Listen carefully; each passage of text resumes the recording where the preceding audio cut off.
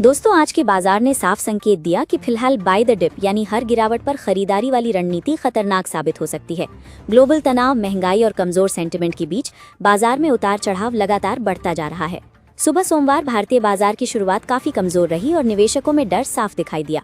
America Iran तनाव, महंगे कच्चे तेल और विदेशी बिकवाली ने बाजार पर शुरुआती दबाव बना दिया। सुबह करीब 10 बजे तक निफ्टी 50 फिसलकर 23,317 के दिन के निचले स्तर तक पहुंच गया था। उस समय लगभग हर सेक्टर में बिकवाली का माहौल था और निवेशक सुरक्षित निवेश की तरफ भागते दिखे। अमेरिकी बाजारों का कमजोर संकेत भी भारतीय बाजार पर भारी पड़ा। शुक्रवार को S&P 500 और नैस्डैक में तेज गिरावट आई, जबकि रसल 2000 करीब 2.5% टूट गया, जिससे ग्लोबल निवेशकों की चिंता और बढ़ गई। खासकर अमेरिकी टेक शेयरों में बड़ी बिकवाली देखने को मिली। टेस्ला, इंटेल और कई बड़े टेक स्टॉक्स दबाव में रहे, जिससे साफ संकेत मिला कि निवेशक अब जोखिम वाले एसेट से दूरी बना रहे हैं। बाजार में सबसे बड़ी चिंता अब बढ़ती महंगाई और युद्ध के असर को लेकर है।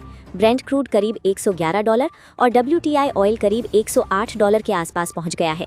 निवेशकों को डर है कि अगर खाड़ी क्षेत्र में तनाव और बढ़ा तो दुनिया भर में तेल सप्लाई प्रभावित हो सकती है। रिपोर्ट्स के मुताबिक अमेरिका और इजरायल नए सैन्य कदमों की तैयारी कर सकते हैं। बातचीत से समाधान निकलता नहीं दिख रहा, इसलिए बाजार में डर और अस्थिरता लगातार बढ़ती जा रही है। IEA ने भी चेतावनी दी है कि अगर युद्ध अगले महीने खत्म हो जाए तब भी अक्टूबर तक ऑयल सप्लाई सामान्य होना मुश्किल रहेगा, यानी ऊर्जा संकट और महंगाई का असर लंबे समय तक बाजार पर बना रह सकता है।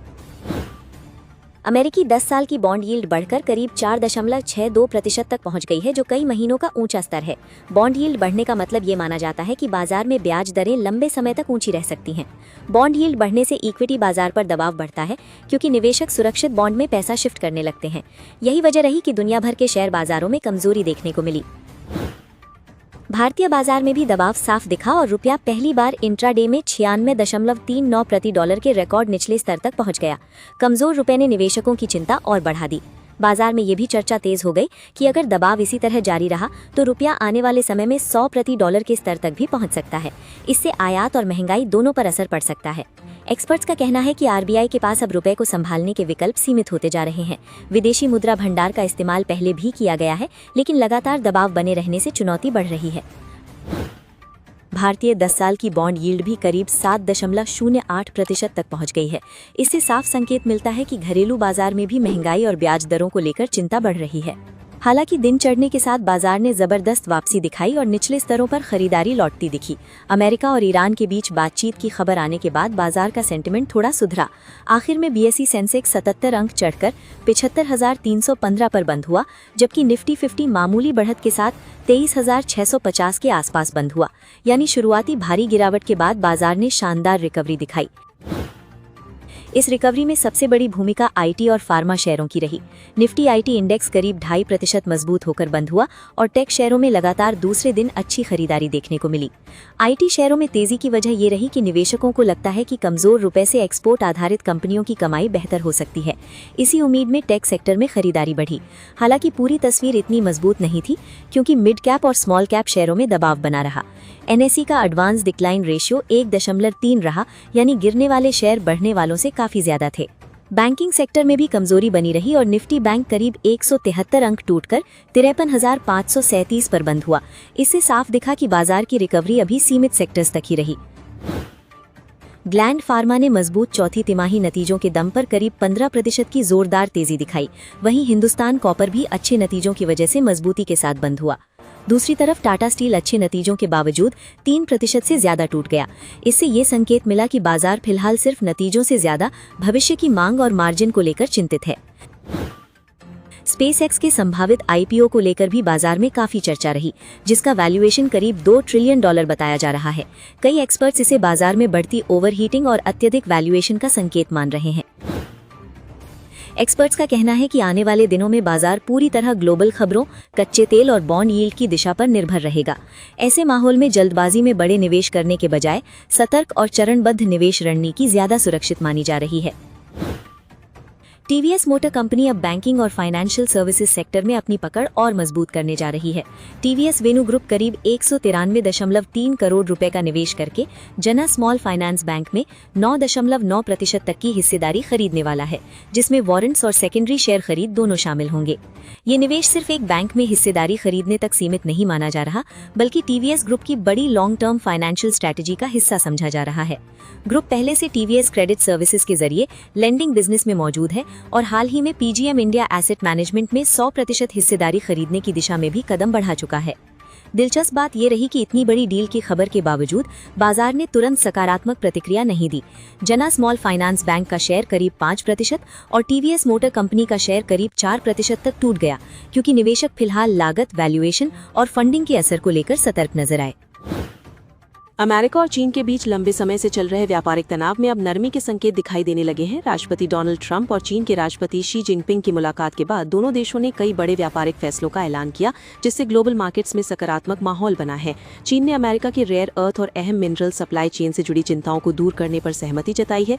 इसके साथ ही चीन ने अपनी एयरलाइंस के लिए अमेरिका में बने 200 बोइंग विमान खरीदने को मंजूरी दी है, जिसे बोइंग और अमेरिकी मैन्युफैक्चरिंग सेक्टर के लिए बड़ी राहत माना जा रहा है। कृषि क्षेत्र में भी बड़ा समझौता हुआ है, जहाँ चीन ने 2026 से 2028 तक हर साल कम से कम $17 अरब के अमेरिकी कृषि उत्पाद खरीदने पर सहमति दी है। इसके अलावा अमेरिकी बीफ और पोल्ट्री आयात पर लगी कई पाबंदियां भी हटाई गई हैं, जबकि शी जिनपिंग के इस साल व्हाइट हाउस दौरे की खबर ने दोनों देशों के रिश्तों में सुधार की उम्मीद और बढ़ा दी है। भारतीय एयरटेल ने भारतीय शेयर बाजार में बड़ा इतिहास रचते हुए मार्केट कैपिटलाइजेशन के लिहाज से देश की दूसरी सबसे वैल्यूएबल कंपनी का स्थान हासिल कर लिया है। कंपनी ने इस दौड़ में एचडीएफसी बैंक को पीछे छोड़ दिया, जो लंबे समय से बाजार की सबसे बड़ी कंपनियों में शामिल रहा है। मार्केट को उम्मीद है कि 5G विस्तार, बढ़ती डेटा खपत और मजबूत ARPU यानी प्रति ग्राहक औसत कमाई की वजह से भारतीय एयरटेल की ग्रोथ आगे भी मजबूत रह सकती है। वहीं दूसरी तरफ एचडीएफसी बैंक हाल के महीनों में मार्जिन दबाव और धीमी ग्रोथ को लेकर बाजार की चिंताओं का सामना कर रहा है, जिससे एयरटेल को आगे निकलने का मौका मिला।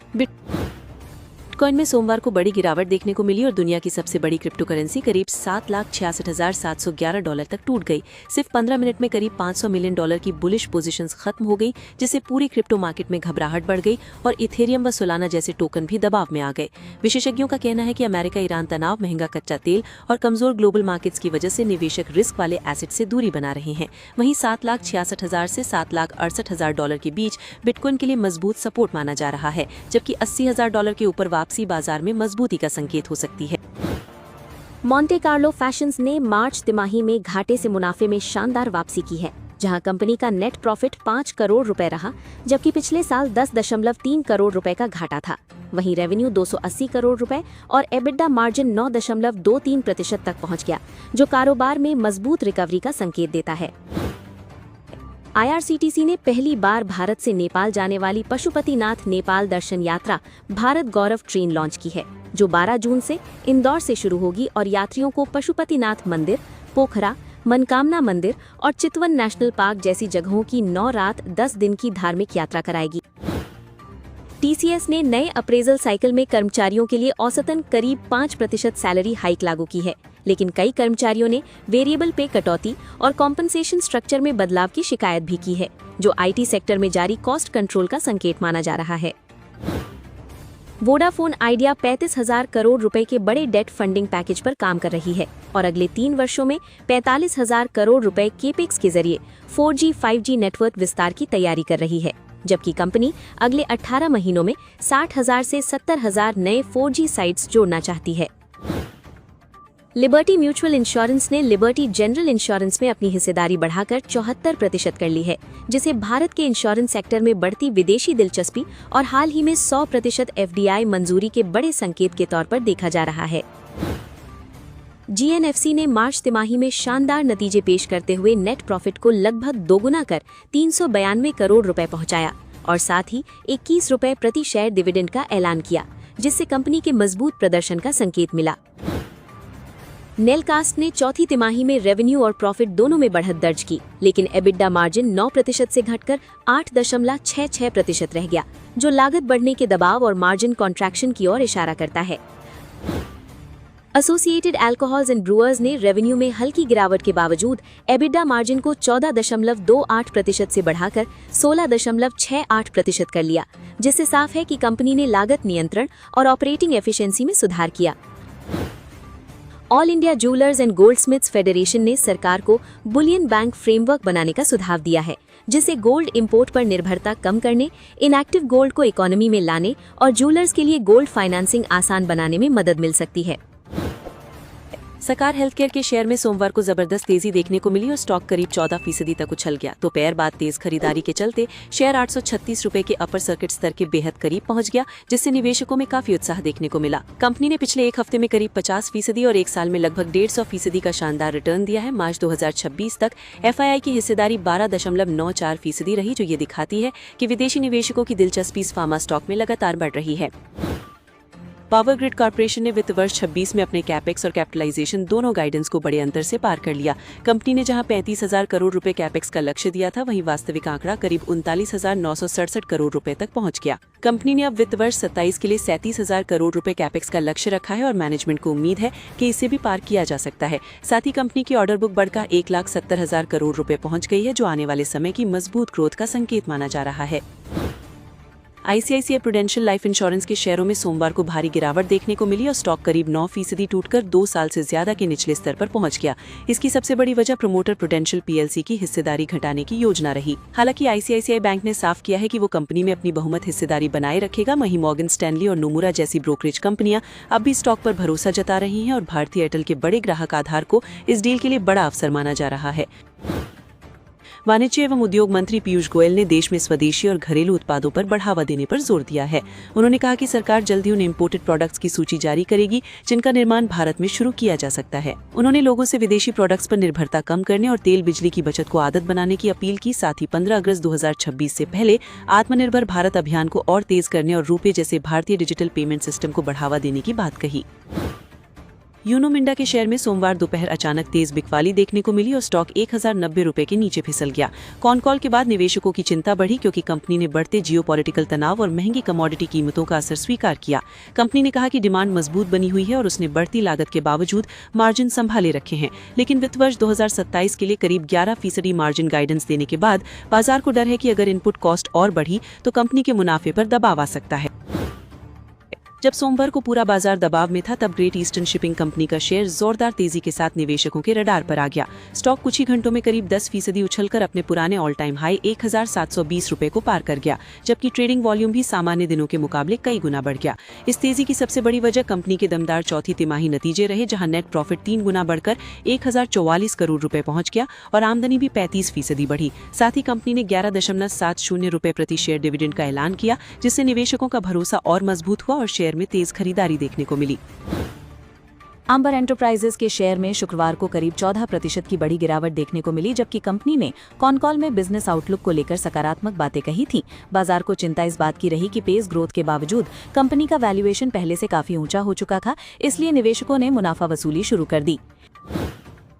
HDFC सिक्योरिटीज के अन्मेश शर्मा ने SBI लाइफ और पावर ग्रिड कॉर्पोरेशन पर भरोसा जताया है। उनका मानना है कि SBI लाइफ मजबूत ग्रोथ का फायदा उठा सकती है, जबकि पावर ग्रिड भारत की बढ़ती बिजली मांग और ट्रांसमिशन थीम पर सबसे मजबूत दांव माना जा रहा है।